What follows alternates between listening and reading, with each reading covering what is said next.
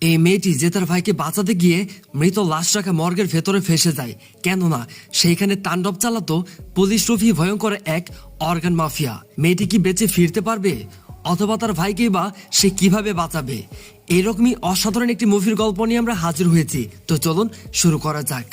গল্পের শুরুতে আমাদের ক্লোই নামের একজন মেয়েকে দেখানো হয়। সে তার বাড়ির লেটার বক্স থেকে ব্যাংক থেকে আসা একটি লেটার খুঁজে পায়। আসলে ক্লোই তার হোম লোন এখনো পরিশোধ করতে পারেনি, সেই জন্য ব্যাংক থেকে তাকে বাড়ি ছেড়ে যাওয়ার নোটিশ পাঠিয়েছে।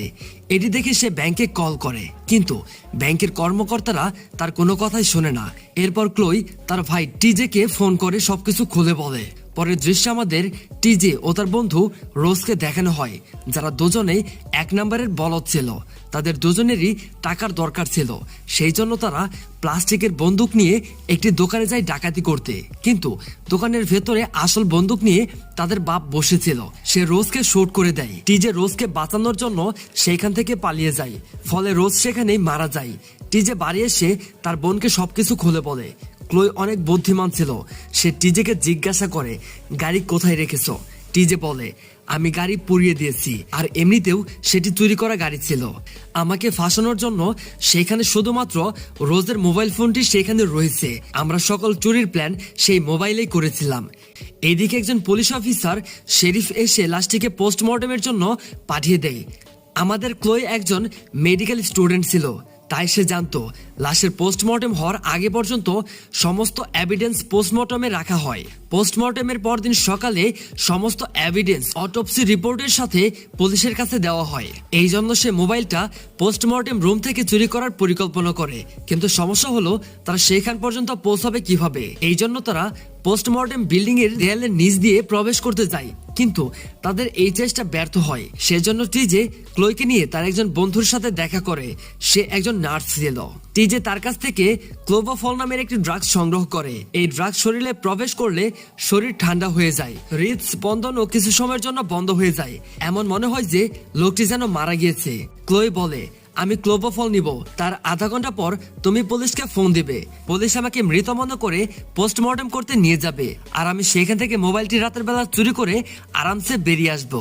ক্লোই যদি কাজটি ঠিক মতো করতে না পারে, তাহলে সকাল পর্যন্ত টিজে জেলে থাকবে।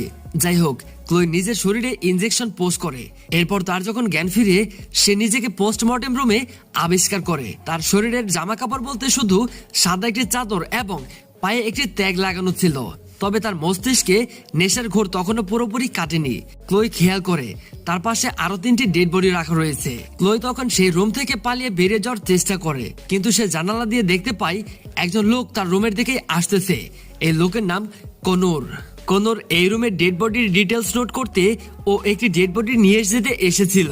তাকে আসতে দেখে ক্লোই তার নিজের বেডে মৃতের মতো পড়ে শুয়েছিল। কনোর উপস্থিতিতে সে খানিকটা ভয় পেয়ে গিয়েছিল। তবে কনোর তার কাজ শেষ করে এবং একটি ডেড বডি নিয়ে সেইখান থেকে বেরিয়ে যায়। কনোর বের হতেই ক্লোই বেরিয়ে আসে। সে সবগুলো রুম চেক করতে থাকে, এমনকি একটি রুমে অল্প বয়সী একটি মেয়ের লাশ দেখে সে ভয় পেয়ে যায়। নিজেকে সামলে নিয়ে সেখান থেকে কিছুটা জামা কাপড় সে পরে নেয়। এরপর খুঁজতে খুঁজতে সে এভিডেন্স রুমটাও পেয়ে যায়। তবে কনোর সেই রুমের মধ্যেই ছিল। কনোর রুমের বাইরে আসতেই সিসিটিভিতে লক্ষ্য করে তার এক বন্ধু তার সাথে দেখা করতে এসেছে। কনোর কন্ট্রোল রুম থেকে গেট খুলে দেয়। এরপর সে লোকটির সাথে দেখা করতে বাইরে চলে আসে। ক্লোই তার পেছনের একটি জায়গায় লুকিয়ে পড়ে। এই যে লোকটি আসলো, তার নাম আসলে মেনিক। মেনিক বলে, তুই একা এতগুলো লাশের সাথে কিভাবে ডিউটি করিস? এতে আমরা জানতে পারি পুরো বিল্ডিং এ আজকে কনোর একাই ডিউটিতে রয়েছে। এরপর তাদের আরো কথাবার্তা শুনে ক্লোই বুঝতে পারে মেনিক ডেড বডির অর্গান নিতে এসেছে। মেনিক সেইখান থেকে যেতে যেতে বলে, অল্প বয়সী একজন মানুষের আর্জেন্ট কিডনির অর্ডার এসেছে। মেনিক চলে যেতেই কনোর সমস্ত দরজা লক করে দেয়। এদিকে ক্লোই ততক্ষণে অটোপসি রুমে প্রবেশ করেছে। সে সেখান থেকে তার বয়ফ্রেন্ড রোজের বডি দেখতে পায়। এটি দেখেই ক্লোই প্রচন্ড কান্না করে। কনোর তার একটি কিডনি বের করে নিয়েছিল, তবে আশ্চর্যের বিষয় হলো রোজ তখনও জীবিত ছিল। এটি দেখে ক্লোই তাকে সান্ত্বনা দেয়। সে রোজকে বলে, তুমি চিন্তা করো না, আমি চাবি নিয়ে আসছি, আর আমরা দুজনেই এইখান থেকে পালিয়ে যাব। অন্য একটি রুমে কনোর ডেড বডি থেকে অর্গান বের করার প্রস্তুতি নিচ্ছিল। সে তার ঘড়ি, আংটি ও বিল্ডিং এর চাবি একটি জায়গায় রেখে দেয়। এরপর সে কাজ শুরু করে। তবে কনর যে কাটার ব্যবহার করছিল সেটিতে একটু বেশি আওয়াজ হচ্ছিল। ক্লোই সেই সুযোগে সেখান থেকে চাবি নিয়ে বেরিয়ে যায়। এরপর সে রোজকে নিয়ে পালানোর চেষ্টা করে। তারা দুজনেই মেইন গেট দিয়ে বের হওয়ার চেষ্টা করে। এদিকে কনরের চোখ সেই জায়গায় পড়ে যেখানে সে গড়ি ও চাবি রেখেছিল। সেখানে সে চাবি দেখতে না পেয়ে সেগুলোকে খুঁজতে থাকে। ক্লোই এতক্ষণে এন্ট্রি গেটের সামনে চলে এসেছে। এখন শুধু লক খুলে বের হবার অপেক্ষা। কিন্তু তখনই কনর সিসিটিভিতে দেখে নেয় যে তারা দুজন এন্ট্রি গেট খোলার চেষ্টা করছে। তখনই কনর অজ্ঞান করার গ্যাস নিয়ে তাদের ধরতে বেরিয়ে পড়ে। এদিকে রোজ তার মনোবল হারিয়ে ফেলেছে। সে ক্লোইকে বলে, তুমি একাই চলে যাও, আমি এই অবস্থায় এখান থেকে বের হতে পারবো না। তবে ক্লোই তাকে ছাড়া যাবে না। সে দরজা খুলে রোজকে নেওয়ার জন্য তার কাছে আসে। তখনই কোনো এসে গ্যাস স্প্রে করে তাদের দুজনকে অজ্ঞান করে দেয়। এইবার যখন ক্লোয়ের জ্ঞান ফিরে তখন সে নিজেকে একটি স্ট্রেচারে বাধা দেখে। রোজও পাশের স্ট্রেচারেই অজ্ঞান অবস্থায় ছিল। ক্লোই কনরকে তাদের ছেড়ে দিতে রিকোয়েস্ট করে। কনর বলে, তুমি কি ভেবেছো এখানে আসবে আর যা ইচ্ছে তাই করে চলে যাবে? তোমরা কোনো কাজেরই না, তোমরা এই দেশের জন্য কলঙ্ক। আমার কাছে তোমাদের মতো মানুষদের জীবনের বিন্দুমাত্র মূল্য নেই। বেঁচে থাকতে তোমরা তো দেশের কোনো কাজেই আসবে না, তবে মরে গিয়ে তোমরা অবশ্যই কারো না কারোর কাজে আসবে। তোমাদের শরীরের প্রত্যেকটি অঙ্গ তাদের কাজে আসবে, যা তারা দেশের জন্য কিছু করতে পারবে। তারা বেঁচে থাকার জন্য ডিজার্ভ করে, কিন্তু তোমরা ডিজার্ভ করো না, কারণ তোমরা সমাজের বোঝা ছাড়া আর কিছুই না। তবে এখন আমি সমাজের জন্য ভালো কাজ করতে তোমাকে সাহায্য করব। এরপর কনর রোজের শরীর থেকে একটি কিডনি বের করে নেয়। এরপর সে সেটিকে ডেলিভারি করার জন্য বের হয়। এই দৃশ্য সামনাসামনি দেখে ক্লোয়ের বমি চলে আসে। যাই হোক, ক্লোই কোনোভাবে কনরের সেই কাটারটি হাতে তুলে নেয়। এরপর সে তার হাতের বাঁধন কেটে মুক্ত হয়ে যায়। তবে কাটার চালানোর শব্দ কনরের কান পর্যন্ত চলে যায়। এই জন্য সে জলদি সেই রুমে ফিরে আসে। তবে সেখানে ক্লোইকে দেখতে পায় না। এরপর সে বড় একটি চাকু নিয়ে ক্লোইকে খুঁজতে থাকে। সে তাকে বিল্ডিং এর ভেতরে খুঁজে না পেয়ে বিল্ডিং এর বাইরে খুঁজতে আসে। এদিকে ক্লোই হিলিয়াম গ্যাস ব্যবহার করে এভিডেন্স রুমের লক ভেঙে ফেলে। রুমের ভিতরে প্রবেশ করে ক্লোই সেই সমস্ত এভিডেন্স পেয়ে যায়। সেখানে সে প্লাস্টিকের বন্দুকটিও পেয়ে যায়। কিন্তু তখনই সেখানে কনর চলে আসে। ক্লোই লুকিয়ে পড়ে। কনর রুমে প্রবেশ করেই এভিডেন্স বক্স থেকে সেই মোবাইলটি হাতে নেয়। ক্লোই কনরের দিকে গান তাক করে বলে, মোবাইলটি আমাকে দিয়ে দাও। কনর বলে, আমরা আমাদের বন্দুক কখনোই অ্যাটেন্ডেড রাখি না। এর মানে ক্লোয়ের হাতে যে বন্দুকটি রয়েছে তার ভেতরে কোনো বুলেট নেই। তবে ক্লোই সোজা কনরের চোখের দিকে নিশানা করে ফায়ার করে দেয়। এতে একটি প্লাস্টিকের গুলি কনরের চোখে আঘাত করে। সুযোগ বুঝে ক্লোই সেখান থেকে পালিয়ে যায়। এরপর কনর সেই মোবাইলটি নিয়ে রোজের কাছে যায়। রোজের ফেস স্ক্যান করে মোবাইলটি আনলক করে নেয়। এদিকে ক্লোই বিল্ডিং এর এমন একটি জায়গায় পৌঁছে যায় যেখানে জীবিত অনেক পেশেন্ট ছিল। আর কনর প্রতিদিন তাদের মধ্য থেকে কারো না কারো অর্গান বের করে নিত। এই জন্যই মূলত কনর তাদের জীবিত রেখেছিল, যাতে প্রয়োজন অনুযায়ী তাদের শরীর থেকে অর্গান বের করে নেওয়া যায়। তখনই কনর মাইকে বলে, তোমার ভাই একজন অপরাধী, সমাজের বোঝা। তুমি তাকে বাঁচাতে চাও। আমার মতে তার শাস্তি পাওয়া উচিত। তার একমাত্র শাস্তি হবে মৃত্যুদণ্ড। এদিকে ক্লোই কনরের অফিস রুমের দরজা ভেঙে ভেতরে প্রবেশ করে। সেখানে থাকা একটি মোবাইল দিয়ে সে তার ভাই টিজেকে ফোন করে।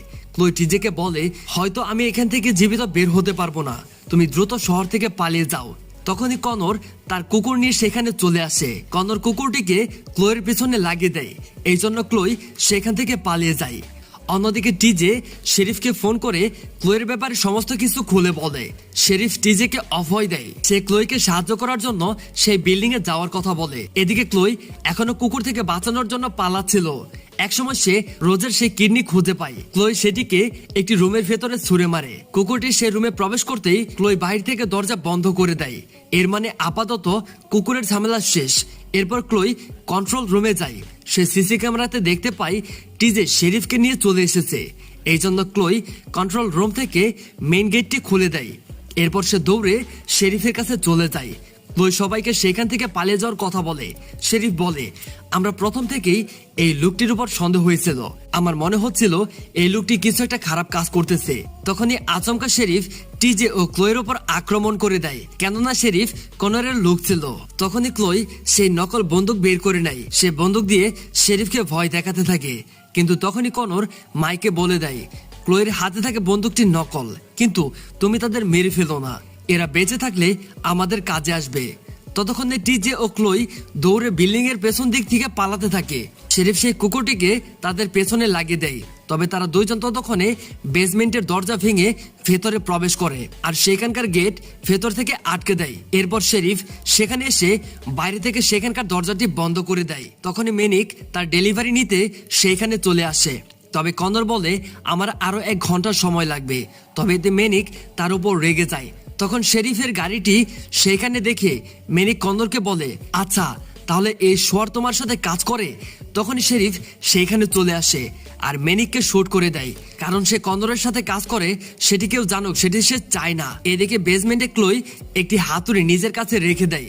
এরপর তারা দুজন সেখানকার ভেন্টিলেশন পাইপের ভেতর দিয়ে প্রবেশ করে। পাইপের ভেতর দিয়ে চলতে চলতে তারা অটোপসি রুমের উপর চলে আসে, যেখানে শেরিফ ও কনর কিছু একটা প্ল্যান করছিল। আসলে তারা ক্লোই ও টিজের উপর মেনিকের হত্যার দোষ দিতে চাচ্ছিল। কনর বলে, ওদের দুজনকে তাড়াতাড়ি খুঁজে বের করো, 1 ঘন্টার মধ্যেই আমাকে লিভার ডেলিভারি দিতে হবে। তখন কনর মেনিকের বসকে ফোন করে। কনর তাকে বলে মেনিকের শরীরে ফুল করে গুলি লেগে গেছে, এই জন্য ডেলিভারি নিতে অন্য কাউকে পাঠাও। কিন্তু বস কনরকেই ডেলিভারি দিতে বলে। তখনই সিসিটিভিতে কনরের চোখ পড়ে।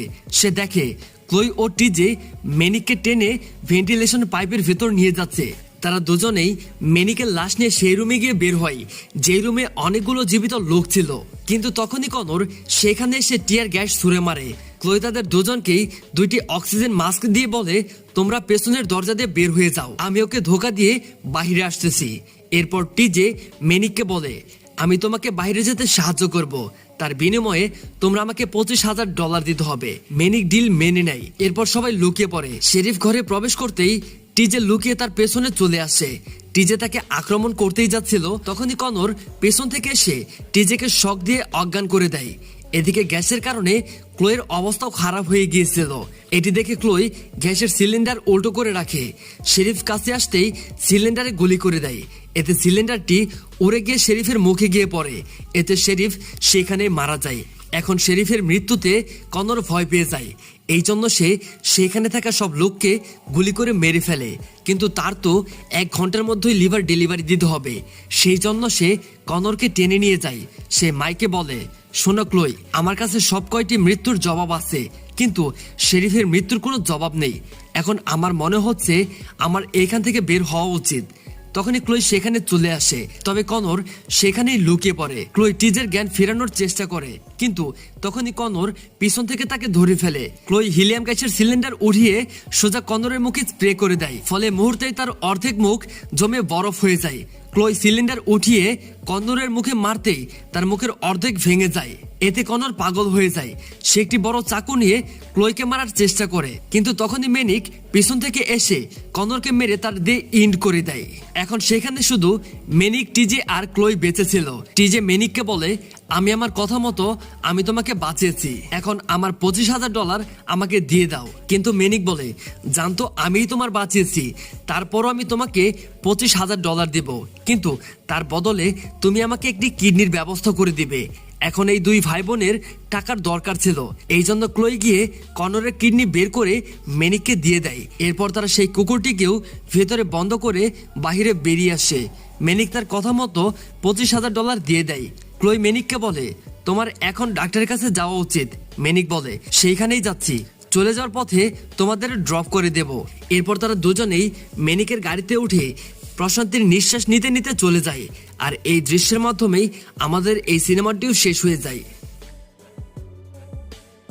গাইস, আজকের মুভি এক্সপ্লেন তো তোমরা দেখেই পেলে, এবং কেমন লাগলো সেটা অবশ্যই কমেন্ট করে জানিয়ে দিবা, এবং পরবর্তীতে তোমরা কোন রিলেটেড মুভি এক্সপ্লেন দেখতে চাও সেটা অবশ্যই কমেন্টে জানিয়ে দিবা।